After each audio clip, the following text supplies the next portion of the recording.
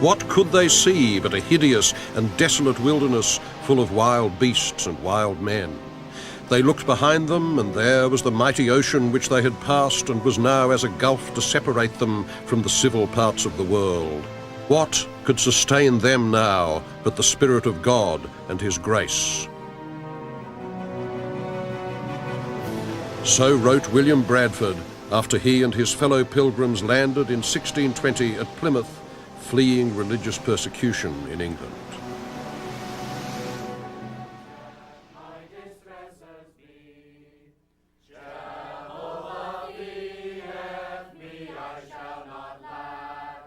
In grassy folds He down doth make me lie. He gently leads me quiet waters by.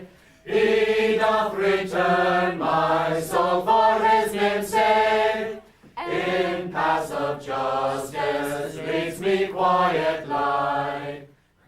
It is now no time to pamper the flesh, live at ease, snatch, catch, scrape and pill and hoard up, but rather to open the doors, the chests and vessels, and say, brother, neighbour, friend, what want ye? All the year round, tourists come in droves to this late 20th century reconstruction of the first Plymouth colony.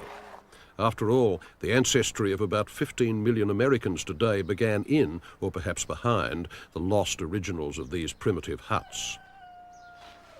Here it is always 1627, 7 years after the Mayflower arrived. Nothing remains of the original Plymouth, and this is an elaborate facsimile built on the coast nearby, historically, ecologically and technically accurate down to the last sheep and shoelace and sawpit. The Pilgrims were the most radical wing of 17th century English Puritanism. They were, in effect, the Protestants' Protestants. They regarded mainstream Anglicanism as just as impure and hopelessly corrupt as the Church of Rome, and they wanted to make a fresh start, on a clean slate, over here in the New World.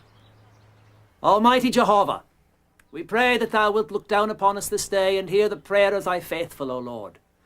Thou hast oft brought us many blessings here in this wilderness. From our first coming into this land, O Lord, Thou hast brought us out of this wilderness. You have a well-made house, you have delicious food, you have silverware and books and pottery and everything that domestic life requires, except it seems one thing. I don't see any pictures here. Why is that? We are not like those Dutchmen. Having lived in Leiden, I can assure you, sir, you might find there fine paintings upon the walls of a man's house. It is a great fashion.